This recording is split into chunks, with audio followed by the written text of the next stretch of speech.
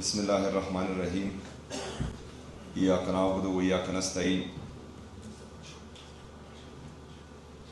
میرے پاک آسٹریا شعبے کے تمام سٹاف، اسٹوڈنٹس، فیکلٹی، ڈائریکٹر صاحب، ہمارے منسٹر صاحب ارشد ایوب صاحب، ہمارے چیف ویب اکبر ایوب صاحب، یوسف ایوب صاحب، secretary higher education department, minister higher education department, اور یہاں پر ڈسٹرکٹ ایڈمنسٹریشن، پولیس، تمام لوگوں کو السلام علیکم ورحمۃ اللہ وبرکاتہ۔ ڈائریکٹر صاحب، آپ لوگ کتنے پیارے لگ رہے تھے جب آپ اردو میں بات کر رہے تھے۔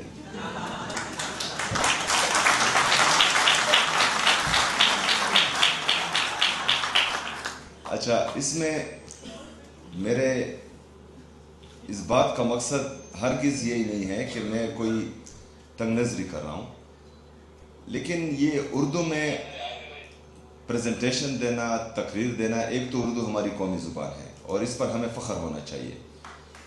دوسری بات کہ جہاں پر میں کنوکیشن میں جاتا ہوں وہاں ہماری اسٹوڈنٹس کی فیملیز ہوتی ہیں، تو ان میں سے اکثر ایک تو خیبر پختونخوا بدقسمتی سے 78 سال سے عموماً اور خصوصاً 20 سال سے دہشت زدہ بھی ہے، یہاں پر دہشت گردی بھی ہے، یہاں پر باقی معاملات بھی خراب چل رہے ہوتے ہیں۔ تو ہمارے جو بڑے ہیں، جو ہمارے بزرگ ہیں، وہ اکثر جو ہے انگلش کو نہیں سمجھتے، تو جب کنوکیشن میں اہم باتیں ہوتی ہیں اور وہ انگلش میں ہوتی ہیں تو ہمارے وہ بزرگ، ہمارے وہ بڑے سمجھ نہیں پاتے۔ دوسرا، ہمارا جو گورنمنٹ سکولز، کالجز، یونیورسٹیز ہیں، ان میں اکثر ہمارے اسٹوڈنٹس کی انگلش اچھی نہیں ہوتی، تو یہ بالکل سٹینڈرڈ ہے ہی نہیں کہ مطلب جس کی انگلش اچھی ہو وہ قابل بھی ہوگا اور وہ کامیاب بھی ہوگا۔ انگلش سے یا کسی دوسری زبان سے کوئی بھی انسان جو ہے وہ کامیاب یا ناکامیاب نہیں ہوتا، یا قابل آپ اس کو نہیں کہہ سکتے۔ اس کے جو سکلز ہوتے ہیں، اس کی جو ایبیلٹیز ہوتی ہیں، اور عمران خان صاحب کہتے ہیں کہ جس کا جتنا بڑا خواب ہوتا ہے وہ اتنا جو ہے بڑا انسان بنتا ہے، قابل انسان بنتا ہے۔ تو یہ بات۔ دوسری بات، میں نے بہت تعریف سنی تھی اس انسٹیٹیوٹ کی، اور آج پہلی دفعہ میں یہاں آ رہا ہوں، اور یہاں آ کر مجھے خوشی اس بات پر ہے کہ یہ میرے لیڈر، میرے قائد جناب عمران خان صاحب کا ویژن تھا، اور مجھے خوشی ہوئی ہے کہ یہ بہترین انداز میں چل رہا ہے، اور جس طرح میرے لیڈر کا ویژن تھا الحمدللہ اس کے مطابق چل رہا ہے۔ ہمیشہ جو بھی ادارہ ہوتا ہے اس کا لیڈر اچھا ہوتا ہے تو ادارہ اچھا چلتا ہے۔ یہ اگر فرض کریں 5 سالوں میں اس حد تک پہنچا ہے، اور اس کے بعد ابھی جو ہیں ڈائریکٹر صاحب نے کہا کہ ہم سسٹینیبل ہو چکے ہیں تقریباً، تو اگر فرض کرے اس وقت یہ اس پوزیشن پر ہے اور اس کا لیڈر تبدیل کر دیا جائے، یا کوئی ایسا لیڈر اس کے لیے آئے جو اس کے قابل نہیں ہو، یا جو ہے فارم 47 کے ذریعے کوئی یہاں پر آئے،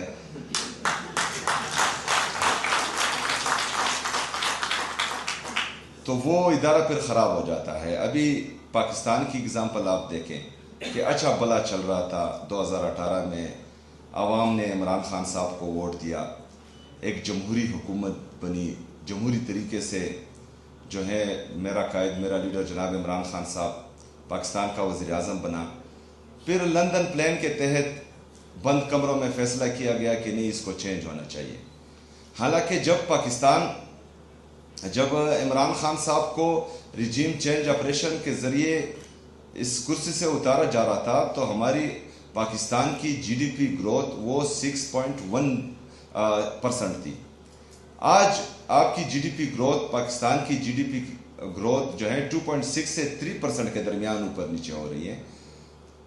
ہمارا جو نوجوان طبقہ ہے، بے روزگاری اس حد تک آ چکی ہے کہ آج اگر اعلان کرے کہ پاکستان چھوڑنے کے لیے کون کون تیار ہے، اگر میں اس حال میں پوچھوں تو تقریباً آدھے سے زیادہ حال جو ہیں یہاں پر ہاتھ کھڑے کر دیں۔ اس کا مطلب یہ نہیں ہے کہ پاکستان سے لوگ نفرت کرتے ہیں، اس کا مطلب یہ ہے کہ یہاں پر روزگار کے مواقع نہیں ہیں، اور نتیجہ کیا اس کا جو ہے بیک گراؤنڈ کیا ہے؟ بیک گراؤنڈ یہ ہے کہ بند کمروں کے فیصلے ہوتے ہیں، اور جن کا جو کام نہیں ہوتا وہی کرتے ہیں، تو اس سے جو ہے پھر ملک کو بھی نقصان ہوتا ہے اور اداروں کو بھی نقصان ہوتا ہے۔ آج یہاں پر جتنے بھی ہمارے خیبر پختونخوا کے اور خاص کر مرج اضلاع کے جو ابھی اس وقت بہت سخت حالات میں ہیں، اور یہ حالات ہم پر بنائے گئے ہیں۔ بدقسمتی سے میں یہ بات ہر جگہ کرتا ہوں، اور یہ نوجوانوں، میری بہنوں اور بھائیوں کو پتہ ہونا چاہیے، یہ آپ کے ذہن میں ہونا چاہیے کہ ایک مائنڈ سیٹ ہے پاکستان میں جو نہیں چاہتا کہ پختون ترقی کرے، جو نہیں چاہتا کہ پختون لکھے پڑھے، کیونکہ اس مائنڈ سیٹ نے ہمارے نصاب میں، تعلیم کے نصاب میں ہمیشہ ہمیں بے سے بندوق ہی سکھایا ہے، ہمیں کاف سے قلم کسی نے نہیں سکھایا۔ یہ کیوں؟ ہمیں کہا جاتا تھا بچپن سے کہ پختون دلیر ہے، پختون بہادر ہے، اور اگر تم نے پاکستان کو میلی آنکھ سے دیکھا تو ہمارے پختون بھائی ہیں، اگر کسی نے حملہ کیا تو ہمارے پختون بھائی ہیں۔ ٹھیک ہے، ہم ہیں، ہم پاکستان کے لیے تب بھی تھے، ہم آج بھی ہیں، اور انشاءاللہ تعالیٰ پاکستان کے لیے کل بھی ہوں گے، لیکن اس کا مطلب نہیں ہے کہ آپ میرے ہاتھ سے قلم چھینیں اور مجھے بندوق دیں۔ بندوق کی جب ضرورت ہوگی تو انشاءاللہ تعالیٰ اپنی فوج سے پہلے ہم اپنا وہ بندوق اٹھائیں گے اور دشمن کا مقابلہ کریں گے۔ لیکن اس وقت جو ہے مجھے ضرورت ہے قلم کی، کیونکہ دنیا چاند پر پہنچ گئی ہے، اور ابھی بھی ہم جو ہیں امن کی بھیک مانگ رہے ہیں، اور اپنی ریاست پاکستان سے، کیونکہ یہاں پر 2018 سے 2022 تک ہم نے دیکھا امن تھا، کیونکہ ایک لیڈر آیا تھا جس کا نظریہ تھا، جس کی سوچ تھی، جس کا ویژن تھا، جو اپنے لوگوں کے لیے، اپنے ملک کے لیے کچھ کرنا چاہ رہا تھا، جو پختونوں کو بھی اس پاکستان کا حصہ سمجھتا تھا، جو ہمارے قبائلوں کا درد اور احساس رکھتا تھا۔ آپ نے تیرا کے حالات دیکھیں، وہاں سے جو اس برفباری میں لوگ در بدر ہو رہے ہیں، سڑکوں پر جو ہیں ان ٹھنڈی راتوں میں راتیں گزار رہے ہیں، یہ کیا وجہ ہے؟ وہ اپنے گھروں میں خوش تھے، لیکن بند کمروں میں فیصلہ کیا گیا کہ نہیں، یہاں پر جو ہے ملٹری آپریشن ہوگا۔ ملٹری آپریشن کسی بھی مسئلے کا حل نہیں ہے، اور یہ صرف پاکستان تحریک انصاف نہیں کہتی، یہ خیبر پختونخوا کی تمام سیاسی مذہبی جماعتیں، ہر مکتبہ فکر کے لوگ، سب کا موقف یہی ہے کہ ملٹری آپریشن کسی مسئلے کا حل نہیں ہے۔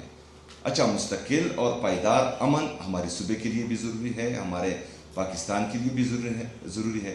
آئے گا کیسے؟ آئے گا ایسے کہ آپ نے تمام لوگوں کو، آپ نے ان سب کو بٹھا کر ایک جامع پالیسی بنانی ہوگی جو بار بار کسی کے آنے جانے سے چینج نہیں ہو۔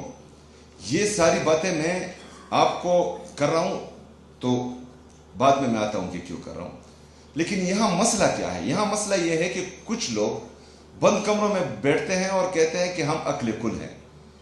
وہ تو عقل کل ویسے بھی نہیں ہیں، جو ان کو مشورے دیتے ہیں، جو ان کے ایڈوائزر ہیں، وہ بھی انتہائی بیوقوف ہیں، کیونکہ ان کو جو مشورہ دیتا ہے وہ ان کے الٹ ہو جاتا ہے، اور جو ہے ان کی بدنامی ہوتی ہے، اور پاکستان جو ہے وہ دلدل میں پھنستا جا رہا ہے۔ ابھی یہاں پر جو یہ ساری کہانی میں نے آپ کو سنائی، تو اگر میں اپنے لوگوں کو تعلیم دینا چاہوں، صحت دینا چاہوں، یہاں پر انفراسٹرکچر ڈیولپ کرنا چاہوں، یہاں پر جو ہے انڈسٹریز لگانا چاہوں، یہاں پر انویسٹرز کو لانا چاہوں، ان سب کے لیے امن ضروری ہے، لیکن امن ہمیں نہیں دیا جا رہا۔ کیوں؟ اس کا آپ کو بھی پتا ہے اور اس کا مجھے بھی پتا ہے کہ ایک مائنڈ سیٹ، اور اس مائنڈ سیٹ کو انشاءاللہ تعالیٰ آپ سب کی مدد سے آپ کا یہ بھائی شکست دے گا انشاءاللہ تعالیٰ۔ میں آپ سے وعدہ کرتا ہوں۔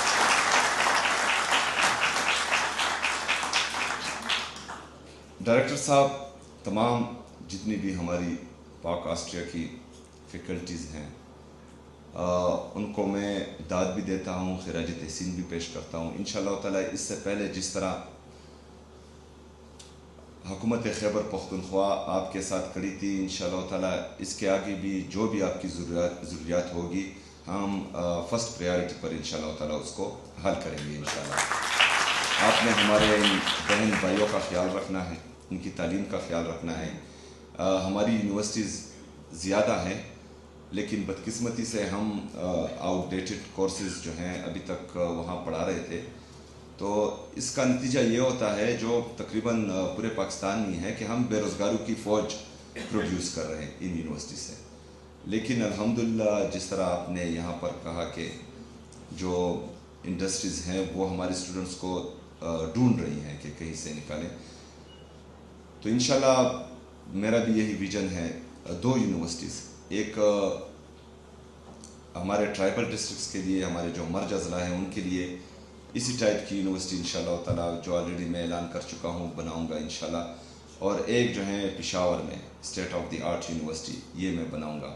اور باقی جو ہماری موجودہ یونیورسٹیز ہیں اس پر ہمارا فوکس ہے اور انشاءاللہ تعالیٰ ان تمام یونیورسٹیز کو ہم اٹھائیں گے اور یہاں پر جو ہے مارکیٹ اورینٹڈ سبجیکٹس انٹروڈیوس کرائیں گے تاکہ ہمارے نوجوان جس طرح ہمارے اسٹوڈنٹس فارغ ہوں یونیورسٹی سے تو وہ جاب ڈھونڈنے نہ نکلے بلکہ جاب ان کو ڈھونڈنے نکلے انشاءاللہ تعالیٰ. اس حد تک ہم ان کو لائیں گے انشاءاللہ. بہت شکریہ, بہت مہربانی. وما علینا الا البلاغ.